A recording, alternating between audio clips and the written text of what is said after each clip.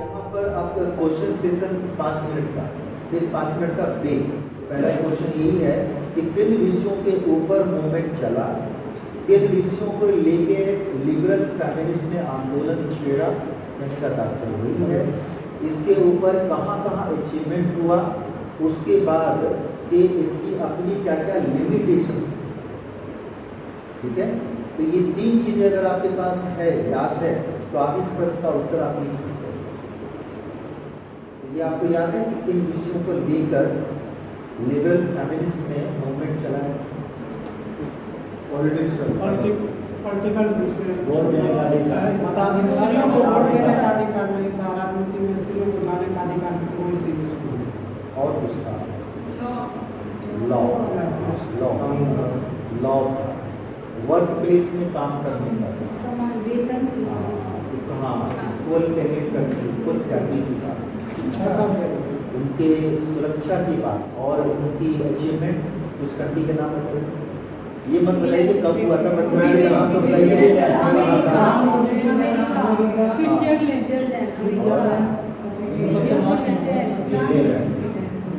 और Germany, Germany France था, और कनाडा था, स्कॉटलैंड था,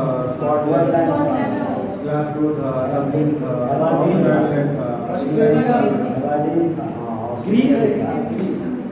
ग्रीस था, यूके था, यूनाइटेड किंगडम। ठीक है, एडिनबर्ग था। चलिए ये सब याद रखिएगा, ये लिखने में काम आएगा, इसको आप डायग्राम में भी शुरू कर सकते हैं। सर नाम भी लिखेंगे, नाम भी लिखेंगे, यहाँ पे मतलब हाँ नहीं बताओ कि इस कंट्री में उस समय ये फर्स्ट में मतलब क्या समझ रहा है। सबसे इसका स्टार्टिंग था, इसको इनिशिएटिव कौन करने लिया था, इसका इनिशिएटिव जो होगा ना, शुरुआत कहाँ से होगी, शुरुआत अमेरिका से हुआ था। अमेरिका में जब एक संगठन नाव जो संगठन दल बताए थे, उन्होंने ये इस चीज़ को आगे बढ़ा के महिलाओं के लिए वोट देने का अधिकार और समान वेतन का अधिकार को सबसे पहले लगा था। पहले कौन आया, बाद में कौन आया? पहले एक लेडीज थी, वो पहला उदारवादी है, दूसरा उग्रवादी है, पहला तो तीसरा तीसरा मार्क्सवादी समाजवादी है, हाँ, चौथा उत्तर आधुनिकवादी है, उसका ब्लैक क्रांति को था, उसके बाद आगे लास्ट पावर था, उसका एक बीच में और कोई था। और के पहले ईगो था, ईगो फेमिनिज्म।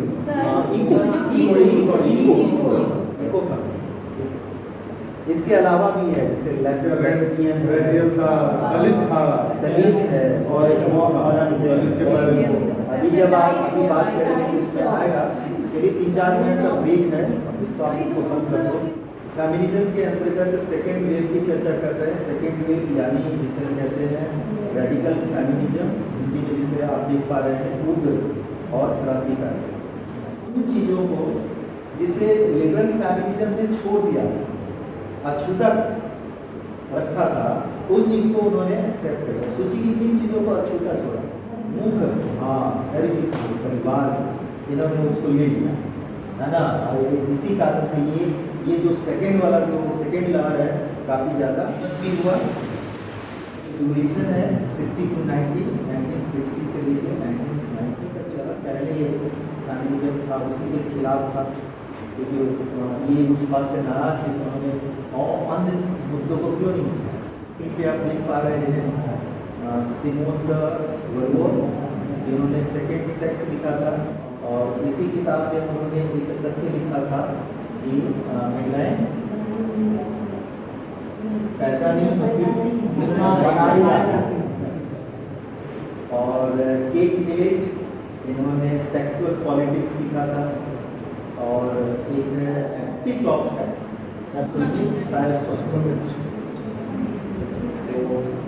ये तीनों किताबों का संबंध आपका सेकेंड वेव यानी कि रेडिकल फेमिनिज्म है।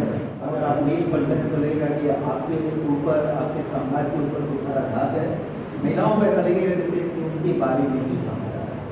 तो ये जो भाव है उन किताबों को पढ़ने से ऐसा महसूस होता है। सिमोन द वेवॉर क्या लिखती है कि सेक्स को जेंडर से अलग समझना चाहिए। वो जो चीज़ें लिबरल फैमिलीज ने छोड़ दिया था उन्होंने ले लिया कि सेक्स अलग है और जेंडर अलग है उस समय, जबकि इससे पहले जो लीगल थे उन्होंने क्योंकि मुद्दा ही नहीं छेड़ा था, इसलिए उनके हिसाब से वुमेन का जो पर्सपेक्टिव है उनको बायोलॉजिकली वो समझने का प्रयास है। और यही कारण है कि मतलब उन्होंने अपनी किताब में मतलब जो एक्सप्लॉइटेशन होता है वो कहते हैं कि ये जेंडर के वजह से होता है, कि जेंडर रोल जो सदियों से चली आ रही है वही निर्मित बना दी गई है, जिसे पुरुष समाज ने ये महिलाओं का ये रोल होना चाहिए, घर के अंदर होना चाहिए, ये काम करना चाहिए, वो काम करना चाहिए, तमाम तरह की जो रूप बताए हैं, जो रोल बताए हैं वही है। और ये तथ्य है, इसी कारण उन्होंने कहा था कि वो जन्म नहीं देती हैं बल्कि बनाई जाती है। इसका सीधा सा मतलब यही है कि एक कलेक्टिव या समाज की बात करते हैं तो सब आते हैं, जब समाज की बात करते हैं जब सब आते हैं, उसमें मेन फीमेल कंप्यूटर सब आते हैं, तो ये कौन सी बात हुई कि इसका ये काम, ये कौन डिसाइड करेगा, ये कौन करेगा। इसका मतलब ये है कि समाज को बनाने वाला जो व्यक्ति है, जो पर्सन है, उसी ने ये रोल निभाना पड़ेगा, इसका ये रोल है, इसका ये रोल है, इसका ये रोल है, इसको अधीन रहना है और इसको इस पर अधिकार करना है। जो अधीनता वर्चस्व की जो संघर्ष है उसको उन्होंने अपनी किताबों में बड़े सुंदर रूप से लिखा है। केट मिलेट ने जो अपनी किताब लिखी है सेक्सुअल पॉलिटिक्स, इसमें पैट्रियार्की के निर्माण की बात की गई है कि मेल ने बनाया और इस प्रकार से उन्होंने कह दिया कि सभी को मान लेना है कि नेचुरल, ऐसा नेचुरल करने का तात्पर्य है कि ईश्वर पर सही बात है। नॉर्मन मेलर और D.H. लॉरेंस कहते हैं कि पुरुष लेकर सेक्स का चित्रण जब करते हैं तो रोमांटिक नहीं प्रतीत होता है, ऐसा वो साइड में सुलमित ने लगभग पैट्रियार्की का जो हिस्ट्री है, जब से पैट्रियार्की बना स्टडी की और उन्हें कहा कि स्त्रियों का जो जीव विज्ञान है, जो साइंस है, वह अधीनता का जड़ है, रूट है। बताइए कि इसका मतलब क्या है, समझ में आ रहा है? तो आगे बढ़ेगा, नहीं तो ये कि इसको क्लियर करते हैं क्या कहने का प्रयास कर रहे हैं। पर जीव विज्ञान को स्त्रियों का जो लाइफ है ना, उसका जो बॉडी स्ट्रक्चर है या फिर इसका जो लाइफ है, वही उसका रूट कॉज है। सत्ता का मेन बेस सत्ता के अधीन है। खुद मान लेना ही है कि तो हम लड़के लोग को बोला जाता है ना कि शारीरिक रूप से वो बीच में रहेगा, ऐसा सोच लेना ही सबसे बड़ा वो शरीर कमजोर होता है ये मान के उसको अधीन कर लिया गया और वो की वस्तु समझ लिया गया। सुलमित क्या कह रहे हैं कि इन्होंने पैट्रियार्की का पूरा हिस्ट्री निकाला, जब से पैट्रियार्की कंस्ट्रक्ट हुआ, उन्होंने जितनी उनकी सोर्स की एक्सेस करने की जो पहुंच थी, वहाँ तक जाकर अपने समय तक का एक रिसर्च किया। जैसे एक ने किया था फैमिली के ऊपर, परिवार के ऊपर, इन्होंने किसके ऊपर किया, पैट्रियार्की के ऊपर। तब उन्होंने जो निष्कर्ष निकाला है वो ये निकाला कि जो स्त्रियों का जीव विज्ञान है, यानी कि उनका जो शारीरिक संरचना है, जो स्ट्रक्चर है, फिजिकल स्ट्रक्चर, वही उनकी अधीनता की जड़ है। यानी फिजिकली जो स्ट्रक्चर है, जिस वजह से सदियों से लेकर पैट्रियार्की यानी पुरुषों ने उसको अधीन बना के रखा है। मैं वो जानना चाह रहा था कि उसके अंदर आप क्या क्या समझ रहे हैं, जो उसने बताया, जिसके अंदर है ब्यूटी, है ना, जिसके अंदर है सेक्स, उसको भोग विलास कहते हैं, जिसके अंदर है बच्चों का गर्भधारण करना, है ना, जिसके अंदर है मातृत्व का भाव कि बच्चे का लालन पालन पोषण करे, सुरक्षा प्रदान करे, है ना। ये जो उसका जो बायोलॉजिकल स्ट्रक्चर है, जिसको मान लिया गया कि उसके अंदर ये जो गुण है, उसको गुण का रूप दे दिया गया पुरुषों ने, जो पैट्रियार्की ने उसको गुण को रूप दे दिया, जिसके कारण से उसको अधीन बना के रखा है। क्या इससे बाहर निकलने की जरूरत है? सुलमित कहते हैं कि ये तो है कारण पैट्रियार्की का, पैट्रियार्की के स्टेबिलिटी का। आप वो जो क्वेश्चन है ना, उसके लिए ये आएगा एग्जाम्पल में, आप ये एग्जाम्पल में लिख सकते हो, या फिर आप डिसएडवांटेज में आप एक एग्जाम्पल में भी लिख सकते हैं, जो सुलमित कह रहे हैं। तो आप कह रहे हैं कि क्या इससे बाहर भी कुछ सोचने विचारने के लिए है कि बस यही है? सुलभित आगे क्या कहते हैं वो आप जो आंसर दे रहे थे वो देखिए क्या क्या है। गर्भधारण बच्चे का जन्म लालन पालन, ठीक है, ये है क्या बायोसाइंस। इसके लिए कमजोर महसूस करती है फिजिकली, उत्तर जीविता है तो पुरुषों पर निर्भर है, यानी वो जो पूरा लाइफ लॉन्ग उनका जीवन चलता है वो एक तरह से पुरुषों के ऊपर ही निर्भर है ना, क्योंकि कोई वो जॉब बाहर जाने की परमिशन नहीं, इसलिए वो घर में है। अधीनता के सार्वभौमिक ढांचे, यानी कि वो जो यूनिवर्सल स्ट्रक्चर है, जो एक डिपेंडेंसी का, ऐसा नहीं कि सिर्फ हमारे यहाँ देश में है, सब जगह है। अब जाके जहाँ जहाँ पे एजुकेशन बहुत ज़्यादा रिच हो गया, डेवलप कंट्री हो गए, अब इक्वलिटी सब खा जाने की, सब लड़के लड़कियाँ दोनों बराबर वहाँ पढ़ाई हो गया, वहाँ सब लोग जा रहे हैं। आपकी कंट्री में आप मुंबई देख लीजिए, आप दिल्ली देख लीजिए, कोलकाता देख लीजिए, जो बड़े बड़े शहर है, बेंगलोर देखिए, हैदराबाद देख लीजिए, तो वहाँ पे इक्वलिटी है, सदियों से जारी है। जो बायोफिजिक्स जो अधीनता जो विज्ञान का कारण का यहाँ पे कैसे कैसे आगे बढ़ते जा रहे हैं। लेकिन इस संरचना में रोमांटिक प्रेम आदर्श विवाह के मिथक साफ कहा गया है कि शुरू में स्टार्टिंग में जो अधीनता का क्रम चला, इतिहास चला, उसमें ये सब बताया गया कि ये धोखा है। पुरुषों ने इन सबको एक तरह से धोखे में उनको हमेशा रखा कि ये सब कुछ नहीं। आज के समय में सुलभित कहते हैं ये सब धोखा है, जो ये सब किया गया आपको अधीन बनाने के लिए जो कुछ भी किया गया, ये जो आपका जो तथ्य है, इस तथ्य का ये इस प्रकार का एक समझ है, अंडरस्टैंड है। अभी सुलभित आगे लिखते हैं कि प्रजनन में स्त्री की भूमिका बिल्कुल समाप्त करने का प्रस्ताव है इसमें। बहुत क्रांतिकारी, इसीलिए क्रांतिकारी शब्द का प्रयोग किया है।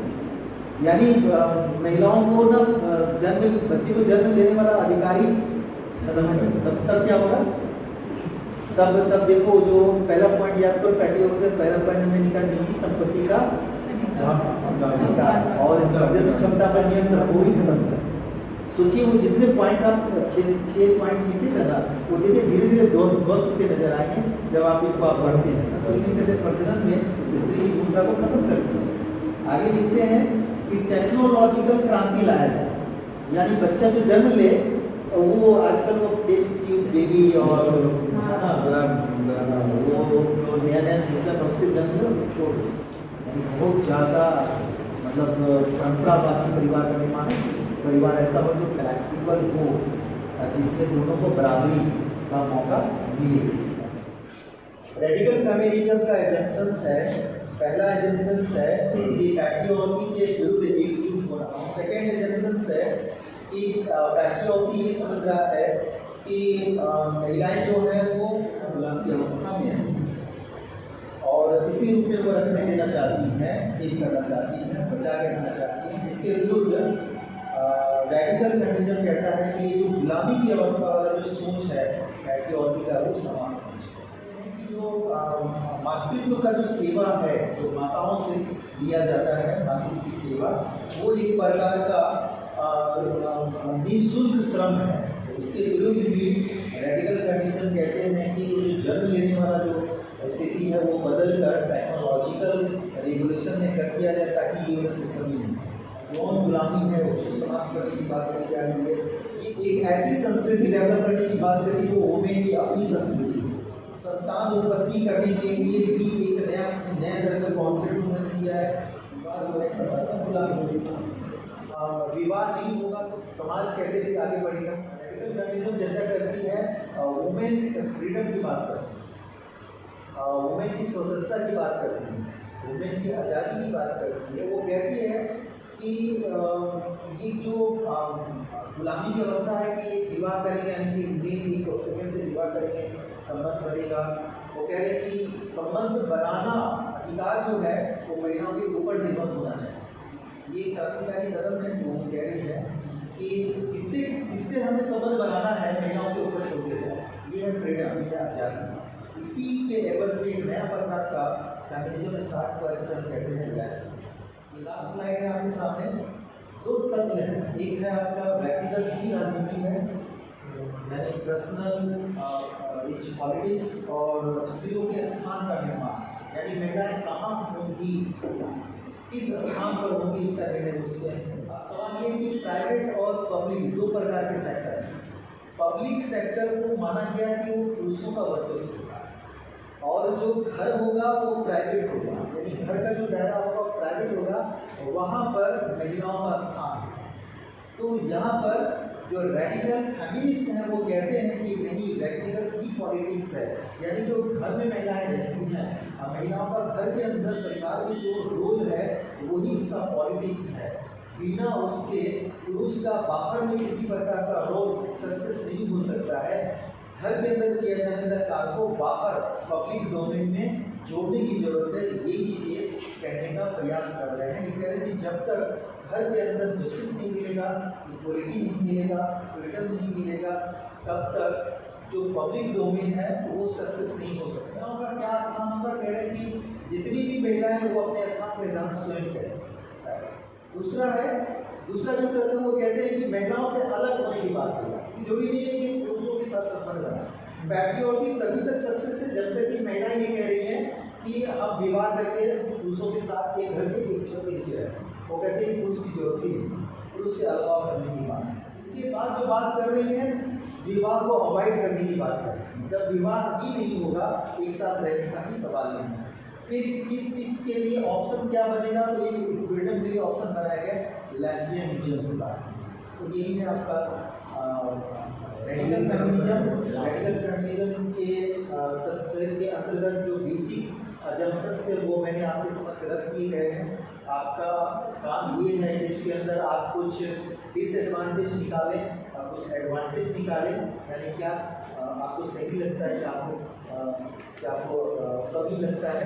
लेकिन आप ध्यान रखिए जब भी आप इसे करें, एडवांटेज निकालें, डिसएडवांटेज निकालें, तब आप कोशिश करें कि वो पैट्रियोटिक को सामने रखें, आदर्श को सामने मत रखें। अगर आप आदर्श को सामने रखेंगे तो पैट्रियोटिक बना रहेगा, तब आप शायद सही से निर्णय नहीं कर पाएंगे। पैट्रियोटिक ने ही अधीनता की स्थिति बनाई है महिलाओं के लिए, तो आप पैट्रियोटिक को समाप्त करने के लिए तब आप विचार करें। क्योंकि आप देखिए कि पैट्रियोटिक को ही जितने फेमिनिस्ट हैं उन्होंने मुख्य जड़ माना, समस्या माना है।